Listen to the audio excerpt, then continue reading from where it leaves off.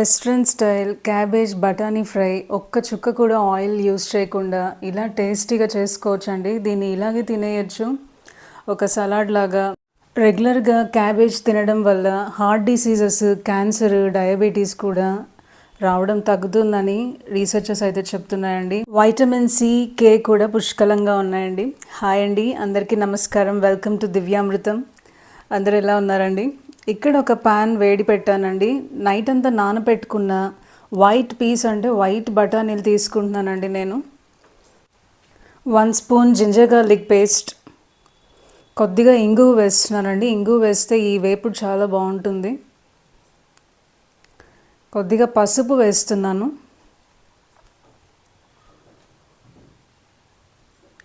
కొద్దిగా ఈ బఠానీలు ఉడకడానికి సరిపడా సాల్ట్ కూడా వేసుకుంటున్నానండి.